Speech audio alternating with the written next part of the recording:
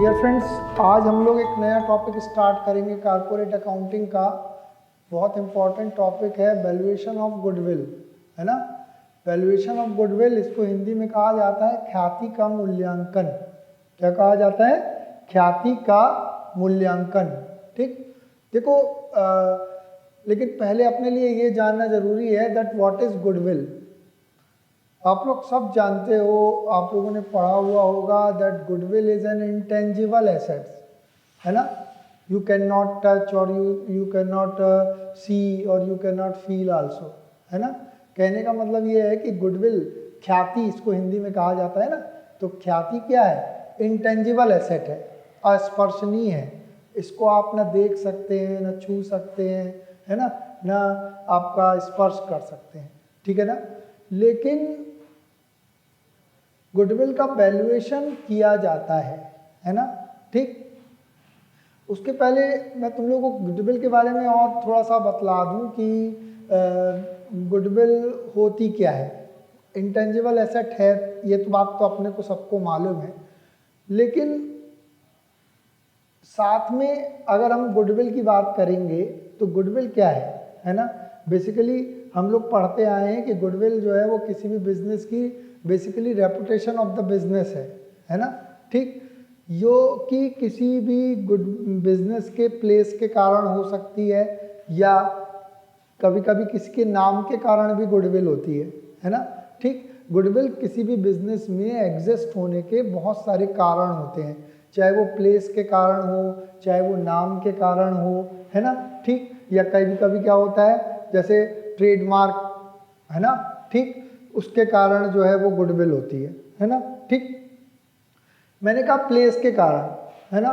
जैसे अगर मैं बोलूँ छोटी सी चीज़, अगर अपन समझने के पॉइंट ऑफ व्यू से देखें कि अगर 10 बाई 10 की एक जगह है, एक अगर आपके घर के बगल में है ना, और एक स्टेशन आपके स्टेशन के बगल की जगह है 10 बाई 10 की, तो तुमको मालूम है कि तुम्हारे घर के बगल की जगह की वैल्यू जो है वो कम है, जबकि स्टेशन के बगल में जो जगह है वहाँ की वैल्यू जो है वो ज़्यादा है। क्यों ज़्यादा है भाई? क्योंकि ऑब्वियस सी बात है कि स्टेशन के बगल में ज़्यादा लोग आते हैं, है ना। वहाँ की जगह की वैल्यू जो है वो ज़्यादा है। वैल्यू ज़्यादा है मतलब गुडविल के कारण ही ज़्यादा है ना। ठीक, नाम के कारण, दो डॉक्टर हैं, दोनों MBBS हैं या दोनों MS हैं, है ना, डिग्री दोनों की सेम है, लेकिन किसी का नाम यदि बहुत अच्छा है तो उसके पास में पेशेंट की लाइन है, जबकि दूसरा डॉक्टर उसी डिग्री का हो सकता है, खाली बैठा हुआ हो, है ना। ठीक, ब्रांड, है ना, ISI मार्का है ना। ठीक, अगर ISI मार्का जो है वो किसी भी प्रोडक्ट में लग जाए तो वो प्रोडक्ट जो है वो उसकी बिक्री बढ़ जाती है। क्यों बढ़ जाती है भाई? क्योंकि ISI मार्का उसमें लग गया। तो ISI मार्का क्या है? एक गुडविल है ना उसकी, है ना। ठीक, उसी प्रकार से किसी भी बिजनेस में गुडविल होती है। जैसे जैसे अपन टाइम स्पेंड करते जाते हैं तो बिजनेस की रेपुटेशन बढ़ती जाती है, और यही सब कारण होते हैं किसी भी बिजनेस में गुडविल के एग्जिस्ट होने के, है ना। दूसरी बात यह है कि अगर इस चैप्टर की बात करें अपन, valuation of goodwill, why we value goodwill, हम लोग गुडविल का वैल्यूएशन करते क्यों है ना, या किस टाइम पे गुडविल का वैल्यूएशन जो है वो किया जाता है। अगर अपन नॉर्मल टर्म्स में बात करें कि यदि अपन कंपनी की बात यदि आप करते हो, यदि एक कंपनी बिकती है तो बेचते समय उसने जो मेहनत करी है, अगर 20 साल एक कंपनी चली और उसके बाद में सपोज दैट बिक रही है, या कंपनी या छोटा बिजनेस भी है यदि वो बिक रहा है, तो उस कंडीशन में जो उसका मालिक है वो उसकी नेट एसेट से ज़्यादा ही प्राइस जो है वो मार्केट में कोट करेगा, है ना। अगर हमारी नेट एसेट 5 लाख है तो हम सामने वाले से चाहेंगे कि हमको कम से कम 5 लाख रुपए से ज़्यादा दो। क्यों दो ज़्यादा? क्योंकि हमने इतनी मेहनत करी है, 20 साल में बिजनेस को इस्टेब्लिश किया है ना। तो हमारी क्या है, ज़्यादा वैल्यू अगर अपन नेट एसेट से ले रहे हैं, मतलब वो डिफरेंस क्या है? गुडविल ही है ना। ठीक, इसी प्रकार से जब कंपनीज का अमलगमेशन होता है, अमलगमेशन मतलब वही है जब दो कंपनीज आपस में मिलती हैं या एब्जॉर्प्शन होता है, उसका उन सब कंडीशंस में भी गुडविल का वैल्यूएशन किया जाता है, ठीक है ना। अब देखो, गुडविल का वैल्यूएशन यदि आपको करना है तो उसकी कुछ मेथड्स भी होनी चाहिए, ऑब्वियस सी बात है ना। तो इस चैप्टर में बेसिकली हम लोग methods of valuation of goodwill ही पढ़ने वाले हैं, ठीक है ना। वैल्यूएशन ऑफ गुडविल, इसमें methods of valuation of goodwill, है ना। हम लोगों को बीकॉम पॉइंट ऑफ व्यू से बेसिकली 4 मेथड्स होती हैं गुडविल के वैल्यूएशन की, है ना। इसको हिंदी में क्या कहा जाता है? ख्याति का मूल्यांकन। क्या कहा जाता है? ख्याति का मूल्यांकन, ठीक है ना। तो जो मेथड्स होती हैं गुडविल के वैल्यूएशन की, है ना, ठीक। जैसे पहली होती है average profit method. Average profit method, इसको हिंदी में कहा जाता है औसत लाभ विधि। क्या कहा जाता है? औसत लाभ विधि, ठीक है ना। तो एवरेज प्रॉफिट मेथड जो है वो 2 प्रकार की होती है। एक होती है सिंपल एवरेज मेथड, जिसको मैं अभी तुम लोगों को समझाऊंगा, और उसके बाद में बी नंबर होती है weighted average method. Weighted average method, इसको हिंदी में कहा जाता है भारित औसत विधि, और सिंपल एवरेज मेथड को क्या कहा जाता है? सामान्य औसत विधि, ठीक है ना। तो एवरेज प्रॉफिट मेथड के बाद में सेकंड नंबर पे अपन पढ़ेंगे super profit method. Super profit method, जिसको हिंदी में कहा जाता है अधिलाभ विधि। क्या कहा जाता है?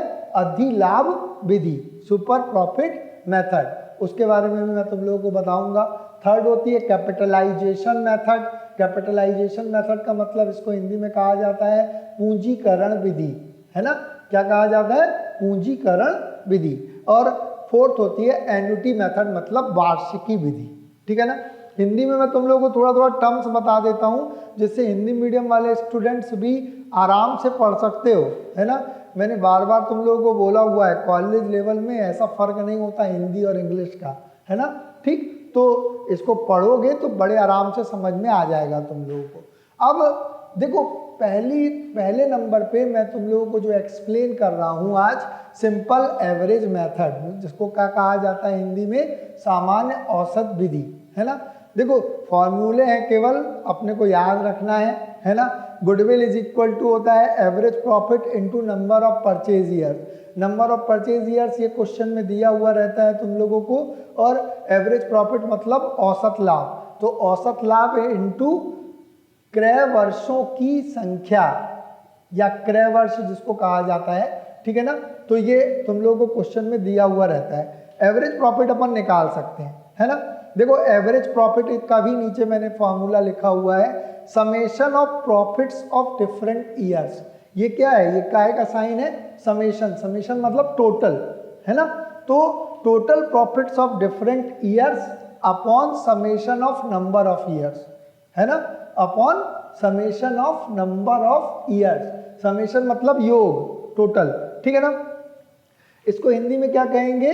विभिन्न वर्षों के लाभों का योग बटे वर्षों की संख्या, है ना। जैसे अगर मैं बोलूं कि 3 साल के प्रॉफिट्स तुमको दिए हुए हैं, सपोज दैट, है ना। एवरेज निकालते अपन बहुत पहले से, तुम लोग 4th क्लास से एवरेज निकालते आए, है ना, ठीक। यदि मैं बोलूं कि 3 साल के 3 ईयर्स के प्रॉफिट दिए हुए हैं, 2004 टू 2004, 2005, 2006 के प्रॉफिट दिए हुए हैं, सपोज दैट 10,000, 15,000 और 20,000, है ना, ठीक। एवरेज निकालना है तो तुमको मालूम है 10,000 प्लस 15,000 प्लस 20,000 डिवाइडेड बाई 3, क्योंकि 3 साल के प्रॉफिट निकाल रहे हैं, है ना। और इस प्रकार से ये वहीं से ये फॉर्मूला भी आया है, summation of profit of different years upon summation of number of years, ठीक है ना। देखो, ये तो हो गए बिल्कुल सिंपल फॉर्मूले, है ना, ठीक। अब कई बार क्वेश्चन में अपने को यहाँ पे प्रॉफिट का मतलब क्या है ना। कई बार नीचे कुछ एडजस्टमेंट्स भी दिए रहते हैं, उन एडजस्टमेंट्स को इनकॉर्पोरेट करके हमको क्वेश्चन को आगे बढ़ाना होता है, ठीक है ना। तो देखो, मैंने क्या कहा यहाँ पे? प्रॉफिट का मतलब यहाँ पे होता है एडजस्टेड प्रॉफिट। एडजस्टेड प्रॉफिट को हिंदी में कहा जाता है समायोजित लाभ। क्या कहा जाता है? समायोजित लाभ, ठीक है ना। तो कैलकुलेशन ऑफ एडजस्टेड प्रॉफिट मतलब समायोजित लाभ की गणना, ठीक है ना। देखो कई बार ऐसा क्वेश्चन में नीचे कुछ एडजस्टमेंट्स दिए रहते हैं, उनको अपने को क्या करना पड़ेगा, इनकॉर्पोरेट करना रहेगा, ठीक है ना। जैसे इसका मैंने फॉर्मेट है वो लिख दिया है पूरा का पूरा, इसको मैं समझा दे रहा हूँ, है ना। एक्चुअली क्या होता है, एडजस्टेड प्रॉफिट का मतलब होता है जो नॉर्मल प्रॉफिट होता है ना। नॉर्मल प्रॉफिट कहने का मतलब है जो एबनॉर्मल एक्टिविटीज है उनका अपन एडजस्टमेंट कर देते हैं, है ना। जैसे अगर मैं बोलूं कि 2004 का प्रॉफिट दिया हुआ है, सपोज दैट 50,000 रुपीज, है ना, और नीचे एडजस्टमेंट में दिया हुआ है कि 2004 में सपोज दैट बिजनेस में आग लग गई थी, लॉस हो गया था, उसके कारण लॉस बाय फायर हो गया था, सपोज दैट 20,000 रुपए का लॉस हो गया था, है ना। समझना अच्छे से बात को, 2005 का प्रॉफिट ऊपर दिया हुआ है 50,000 रुपए सपोज दैट, और नीचे एडजस्टमेंट में दिया है कि 2005 में बिजनेस में लॉस हो गया था, काहे के कारण, फायर के कारण, लॉस बाय फायर, क्योंकि आग लग गई थी उसके कारण लॉस हो गया था, है ना। 20,000 रुपीज का लॉस हो गया था। तो आग हर साल तो नहीं लगती ना, ये बात तो कंफर्म है ना, ठीक। तो वो एबनॉर्मल लॉस है, ये बात तो कंफर्म है। तो यहाँ पे एबनॉर्मल लॉस का हमको एडजस्टमेंट करना होता है, ठीक है ना। तो देखो उस साल का प्रॉफिट कितना होना चाहिए था, अगर अपन बात करें प्रैक्टिकली 50,000 रुपए दिया हुआ है, तो वो तो लॉस घटाने के बाद आया होगा ना।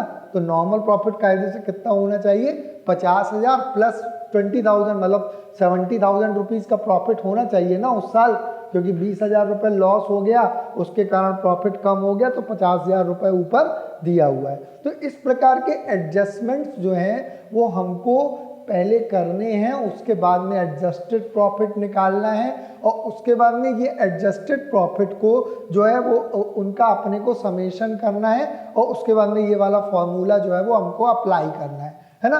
तो ये मैं बता रहा हूँ एडजस्टेड नॉर्मल प्रॉफिट्स कैसे कैलकुलेट किए जाते हैं, net profit during the year, ठीक है ना।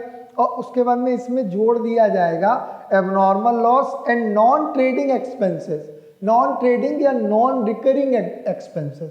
देखो एबनॉर्मल लॉस तो मैंने भी बताया तुम लोगों को, असामान्य हानि अगर हो जाती है बिजनेस में, साथ में non trading expenses, non trading expenses या non recurring expenses. Non trading का मतलब क्या होता है, कुछ खर्चे ऐसे होते हैं जो बिजनेस से रिलेटेड ही नहीं होते हैं, लेकिन प्रॉफिट एंड लॉस अकाउंट में हमने डेबिट कर दिए हुए होते हैं। तो इस प्रकार के खर्चों को फिर से क्या कर दिया जाता है, जोड़ दिया जाता है नॉर्मल एडजस्टेड प्रॉफिट निकालने के लिए। मैंने एक एग्जांपल भी कुछ दिए हुए हैं, नॉर्मली यही एग्जांपल क्वेश्चन में आते हैं, जैसे लॉस बाय फायर का भी मैंने बताया, या loss on sales of fix assets, fix assets की बिक्री पर यदि कोई लॉस हुआ है तो ये भी क्या है, एबनॉर्मल है या नॉन रिकरिंग है, ठीक है ना। तो इन सब को क्या कर दिया जाता है, जोड़ दिया जाता है, क्योंकि ये पहले से घटा दिए गए हैं, ठीक है ना। इसी प्रकार से abnormal and non trading incomes को क्या कर दिया जाता है, लेस कर दिया जाता है। देखो जैसे लॉस है वैसे ही इनकम्स भी हो सकते हैं, है ना, ठीक। तो इनकम जुड़ी हुई होगी तो उसको क्या कर देंगे अपन, घटा देंगे, ठीक है ना। तो लेस कर दिया जाएगा। लेस को देखो हमेशा अपने को राइटिंग, थोड़ा सा आपका राइटिंग स्किल होनी चाहिए, लेस वाले फिगर को हम हमेशा ब्रैकेट में डिनोट करेंगे, ठीक है ना। तो एबनॉर्मल एंड नॉन ट्रेडिंग या नॉन रिकरिंग इनकम्स, है ना, जैसे अगर इंटरेस्ट ऑन इन्वेस्टमेंट्स दिया हुआ है या profit from sale of fix assets, है ना, ये दिया हुआ है तो इसको क्या कर दिया जाएगा, घटा दिया जाएगा। इंटरेस्ट ऑन इन्वेस्टमेंट्स बहुत बार क्वेश्चन में आता है, क्योंकि इन्वेस्टमेंट्स को हम लोग गुडविल वैल्यूएशन के लिए इन्वेस्टमेंट्स को पर्सनली मानते हैं नॉर्मली, है ना। तो उस पर अगर हमने इन्वेस्टमेंट किया हुआ है, उस पर इंटरेस्ट मिला हुआ है ना, तो इंटरेस्ट इनकम हुई, तो ये नॉन ट्रेडिंग इनकम हुई, है ना। इसलिए इसको क्या कर दिया जाता है, यहाँ पे लेस कर दिया जाता है। इंटरेस्ट ऑन इन्वेस्टमेंट्स या profit from sales on fix assets, इनको क्या कर दिया जाता है, लेस कर दिया जाता है। साथ में यदि कोई क्वेश्चन में प्रोप्राइटर या पार्टनर का रेम्यूनरेशन या इसके अलावा मैनेजिंग डायरेक्टर का रेम्यूनरेशन, ये सब कुछ दिया हुआ है, तो प्रोप्राइटर या पार्टनर का रेम्यूनरेशन वगैरह क्या कर दिया जाता है, लेस कर दिया जाता है। तो इस प्रकार से एडजस्टेड प्रॉफिट्स आ जाते हैं, ठीक है ना। और मैंने पहले बताया तुमको एडजस्टेड प्रॉफिट्स को अपन यहाँ पे रखेंगे, इनका समेशन करेंगे अपॉन नंबर ऑफ ईयर्स तो एवरेज प्रॉफिट आएगा, फिर average profit into number of purchase years करेंगे तो क्या आ जाएगा, गुडविल आ जाएगा। समझ में आ गई ना बात, ठीक। तो ये फॉर्मेट है, तुम लोग एक बार उसको नोट भी कर लेना, है ना। उसके बाद में फिर मैं तुम लोगों को इसी से रिलेटेड एक क्वेश्चन तुम लोगों को बता रहा हूँ, इसी फॉर्मेट में फीड करूँगा तो फिर तुम लोगों को क्लियरली और समझ में आ जाएगी सिंपल प्रॉफिट या आपका सिंपल एवरेज मेथड, ठीक है। देखो अब हम लोग सिंपल एवरेज क्वेश्चन का ही एक सिंपल एवरेज मेथड का ही एक क्वेश्चन तुम्हारे को मैं जो है एक्सप्लेन कर रहा हूँ तुम लोगों को, ठीक है ना। तो क्वेश्चन है the profit of the company for the last 3 years are as follows, ठीक है ना। प्रॉफिट दिया हुआ है 2018, 2019 और 2020 का, 2018, 19 और 20 का, ठीक है ना। प्रॉफिट दिया हुआ है 4 लाख, 5 लाख और 4,50,000 और साथ में इसके कुछ एडजस्टमेंट्स दिए हुए हैं, जैसे 2018 में इंक्लूडिंग एबनॉर्मल गेन या एबनॉर्मल प्रॉफिट इसमें शामिल है 50,000 रुपये, है ना। 2019 में ऐसे ही after charging an abnormal loss मतलब मैंने बताया ना, लॉस बाई फायर हो गया या लॉस बाई थेफ्ट हो गया, ठीक। 4,50,000 रुपीज़ में excluding ₹50,000 payable on insurance of plant, ये मैं भी समझा रहा हूँ तुम लोगों को, ठीक है ना। Calculate goodwill on the basis of 2 years purchase of average profit of the last 3 years, मतलब अपन को क्या निकालना है कि ख्याति का मूल्यांकन मतलब गुडविल का वैल्यूएशन करना है 2 years purchase of average profit, है ना, of the last 3 years. Last 3 years के मतलब ये 2018, 19 और 20 का अपने एवरेज प्रॉफिट निकालेंगे into number of purchase years, यहाँ कितना दिया हुआ है 2 ईयर्स परचेज, ठीक है ना। तो गुडविल का वैल्यूएशन करना है, इसका मैंने सॉल्व भी थोड़ा बहुत किया हुआ है, बाकी का मैं कर दूंगा अभी, ठीक है ना। ये तो मैंने फार्मूला तुम लोगों को अभी पहले बतलाया फॉर्मेट में, ठीक है ना। अभी अपन इसमें फीड कर देंगे। देखो यहाँ पे कुछ एडजस्टमेंट्स दिए हुए हैं, सबसे पहले हमने को इन एडजस्टमेंट्स को करना है ना, ठीक। देखो अपन ने जैसे कैलकुलेशन ऑफ एडजस्टेड प्रॉफिट निकालना पड़ेगा या calculation of adjusted normal maintainable profit भी कहा जाता है इसको, है ना, ठीक। तो ईयर्स दिया हुआ है 2018, 19 और 20, 2018, 19 और 20, ठीक है ना। नेट प्रॉफिट दिया हुआ है, शुद्ध लाभ दिया हुआ है, देखो 4 लाख, 5 लाख और 4,50,000, तो मैंने लिख दिया है यहाँ पे 4 लाख, 5 लाख और 4,50,000, ये प्रॉफिट्स क्वेश्चन में तुम लोगों को दिया हुआ है, ठीक है ना।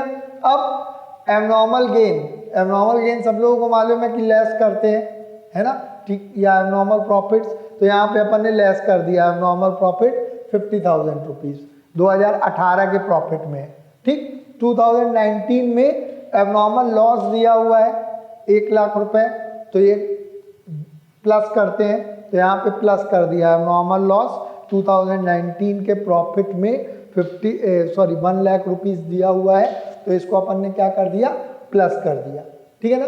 अब देखो ये 4,50,000 rupees excluding ₹50,000 payable on insurance of plant, है ना।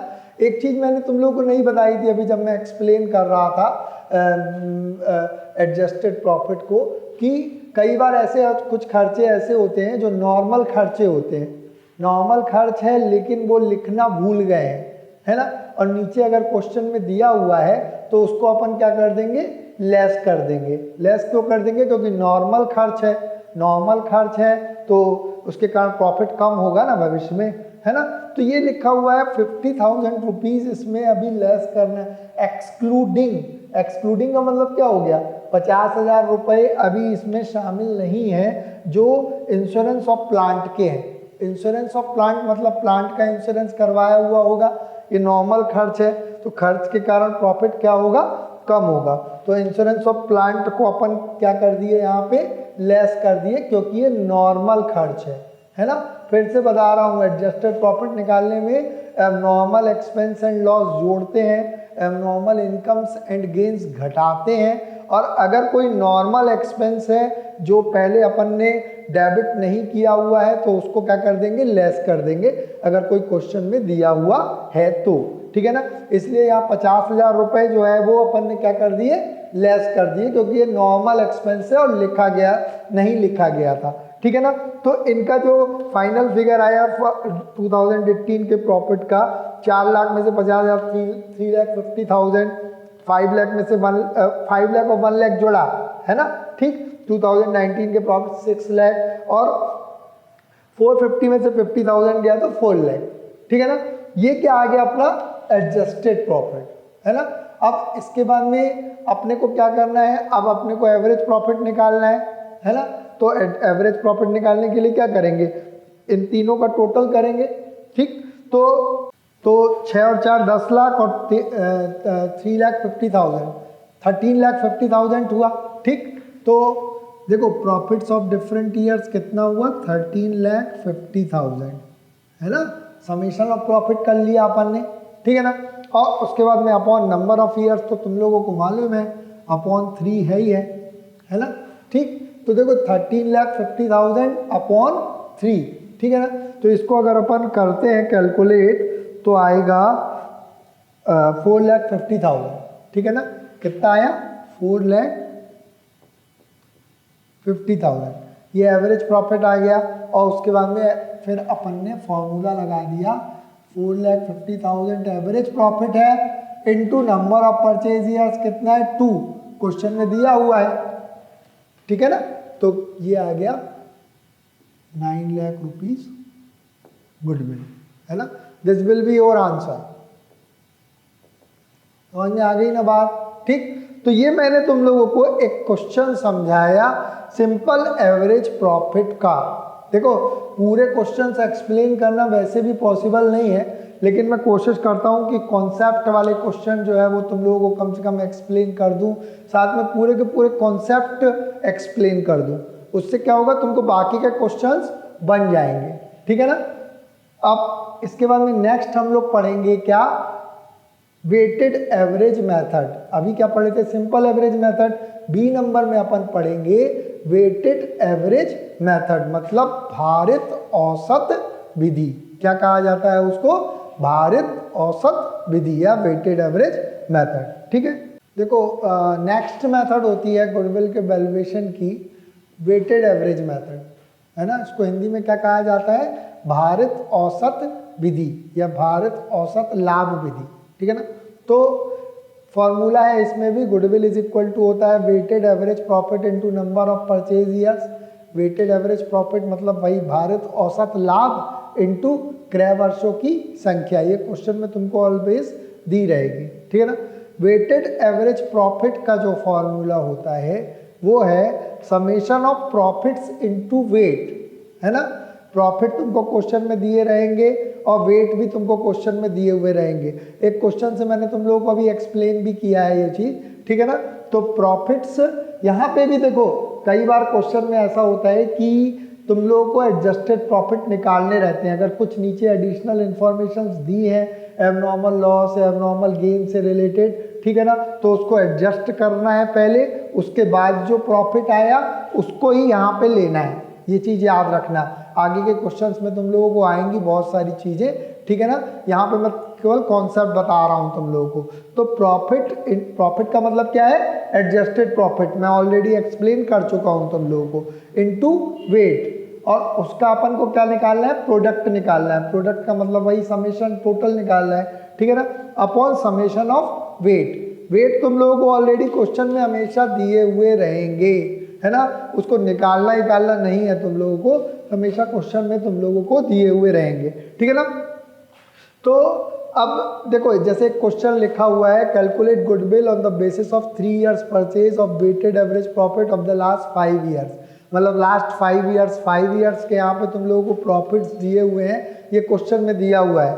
लास्ट ईयर के प्रॉफिट्स इतना, लास्ट 5 years के प्रॉफिट इतने दिए हुए हैं, ठीक है ना। और उसके बाद में वेट साथ में ये भी क्वेश्चन में तुम लोगों को दिए हुए हैं कि वेट जो है वो 1 2 3 4 5 जैसे क्वेश्चन में यहाँ पे दिया हुआ है ना, ठीक। अब आपको केवल गुडविल का वैल्यूएशन करना है, कौन सी मेथड से करना है, on the basis of weighted average profit method से करना है, ठीक है ना। देखो सॉल्यूशन मैंने यहाँ पे बनाया हुआ है, ईयर वाइज तुम लोगों को प्रॉफिट्स तो क्वेश्चन में दिए हुए रहेंगे ही, उनको उतार लेना है। वेट तुम लोगों को क्वेश्चन में दिए हुए हैं, है ना। उसके बाद में फॉर्मूले के अकॉर्डिंग प्रॉफिट इनटू वेट करना है, तो प्रॉफिट इनटू वेट मतलब 20,000 इंटू 120,000 हुआ, 30,000 इंटू 2 60,000, ऐसे ये 120 और ये 2 लाख और ये 3 लाख, ठीक है ना। इन सब का टोटल समेशन, है ना, समेशन कितना आया 7 लाख, है ना। यहाँ तक का मैंने कर दिया, आगे का मैं कर दे रहा हूँ तुम्हारे सामने, ठीक है ना। 7 लाख रुपीज आया इनका टोटल, ठीक। इन दोनों का इनटू किया और उसके बाद में इसका समेशन किया। अब ये आ गया तुम्हारा प्रॉफिट इनटू वेट का समेशन, यहाँ अपन लिख सकते हैं 7 लाख रुपीज, ठीक, upon summation of weight. Summation of weight कितना है, 5 4 9 और 1 10 और 2 12 14 और 1 15, मतलब समेशन ऑफ वेट 15 हुआ ना, ठीक है ना। तो अपॉन अपने को क्या लिख देना है 15, ठीक है ना। सब कुछ क्वेश्चन में गिवन है। 7 लाख अपॉन 15 आया तुम्हारा, है ना, ठीक। देखो इसको मैं करके देख रहा हूँ, 1 मिनट।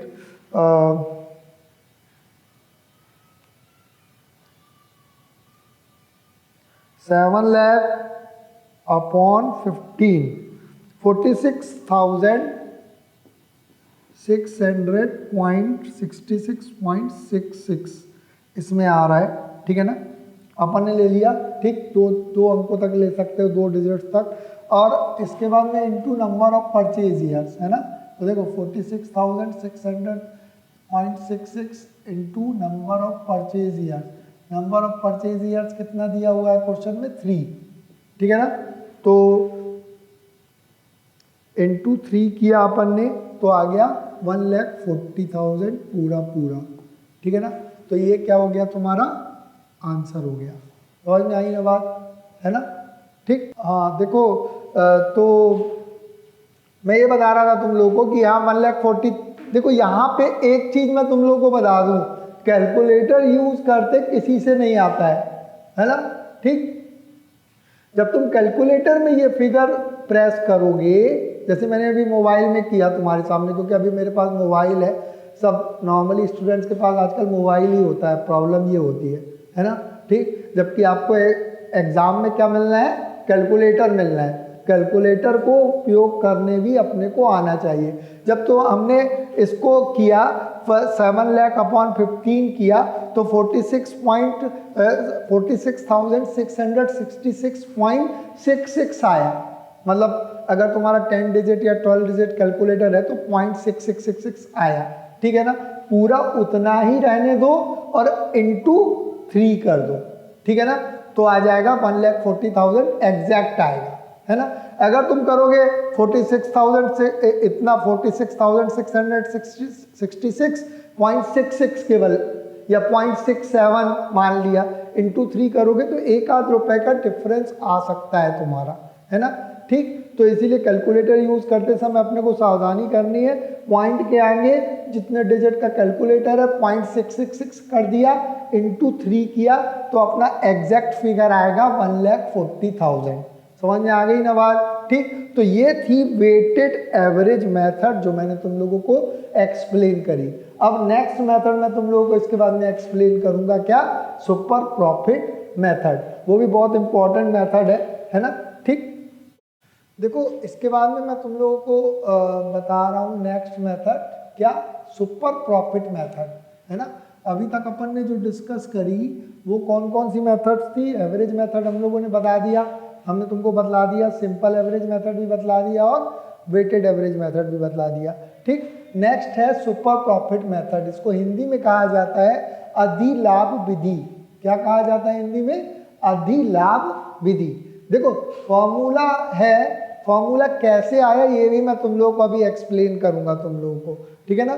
जैसे गुडविल इज इक्वल टू होता है super profit into number of purchase year, है ना, ठीक। अधिलाभ इनटू क्रय वर्षों की संख्या, ठीक है ना। सुपर प्रॉफिट का फॉर्मूला होता है average adjusted profit minus normal profit, है ना। एवरेज औसत समायोजित लाभ माइनस सामान्य लाभ, ठीक है ना। नॉर्मल प्रॉफिट को हिंदी में क्या कहा जाता है, सामान्य लाभ। और normal profit is equal to होता है average capital employed into rate of return. Average capital employed into rate of return. Average capital employed को हिंदी में कहा जाता है औसत विनियोजित पूंजी। क्या कहा जाता है? औसत विनियोजित पूंजी into normal rate of return, मतलब इसको हिंदी में कहा जाता है प्रत्याय की दर, है ना। ठीक, ये तो केवल मैंने फॉर्मूले तुम लोगों को एक्सप्लेन कर दिए। अब what is the meaning of super profit? Super profit आखिर होता क्या है? ठीक है ना। देखो, सुपर प्रॉफिट का मतलब होता है नॉर्मली हम जितना प्रॉफिट कमाएं उससे जितना ज्यादा कमाते हैं बिजनेस में, है ना, that is called super profit. जैसे अगर मैं एक एग्जांपल लूं कि अगर मैंने एक बिजनेस स्टार्ट किया और उस बिजनेस में सपोज दैट मैंने 10 लाख रुपए की कैपिटल लगाई। कितने की कैपिटल लगाई? 10 लाख रुपीस की कैपिटल लगाई। तो ये तो मेरी कैपिटल एम्प्लॉयड हो गई, है ना। ठीक, 10 लाख रुपीस की कैपिटल लगाई। ठीक, अगर मैं इस बिजनेस से 1.5 लाख रुपए कमाता हूँ, कितना कमाता हूँ एक साल में? सपोज दैट 1,50,000 रुपीज कमाता हूँ, तो ये मेरा 1.5 लाख रुपए क्या हो गया? 1,50,000 रुपीज क्या हो गया? एवरेज प्रॉफिट हो गया, क्योंकि मैं हर साल लगभग इतना कमाता हूँ। एडजस्टेड प्रॉफिट तो अपन को निकालते आता ही है, ठीक है ना। मैंने क्या बताया तुम लोगों को? 10 लाख रुपए की कैपिटल लगाई, उससे मैं साल भर में 1.5 लाख रुपए कमा लेता हूँ, ठीक है ना। अब अगर इस 10 लाख रुपए जो मैंने बिजनेस में लगाई हुई है कैपिटल, अगर इसको मैं बैंक में रख दूं तो बैंक से सपोज दैट मेरे को 10% इंटरेस्ट मिलता है। नॉर्मली मार्केट में जो रेट चलता है बैंक का, बैंक हमको 10% ब्याज देती है ना। ठीक, तो 10 लाख का 10% कितना हुआ? 1 लाख रुपए, है ना। ठीक, तो ये 10% क्या हो गया? नॉर्मल रेट ऑफ रिटर्न हो गया। क्या हो गया? नॉर्मल रेट ऑफ रिटर्न, मतलब जो नॉर्मली हमको मिलता है रिटर्न बैंक वगैरह से, है ना। ठीक, तो 10 लाख का 10% कितना हुआ? 1 लाख रुपए हुआ, ठीक है ना। 1 लाख रुपए तो मेरे को मिलेगा ही मिलेगा, चाहे मैं बिजनेस करूं चाहे ना करूं, मैं बैंक में रख दूंगा अपना पैसा, 1 लाख रुपए मेरे को मिल जाएगा साल भर में, है ना। ठीक, 10%। अगर मैं बिजनेस कर रहा हूं और बिजनेस में अपना टाइम भी दे रहा हूं और बिजनेस में अपना, मान के चल लीजिए टाइम के साथ में अपना पूरा का पूरा जो है एक्सपीरियंस लगा रहा हूं, तो मैं कम से कम 1 लाख रुपए से तो ज़्यादा कमाना चाहूँगा ना बिजनेस से, है ना। ठीक, और मैं कमा कितना रहा हूँ? 1.5 लाख रुपए साल भर का कमा रहा हूँ, तो ये 50,000 रुपीज़ मेरा क्या हो गया?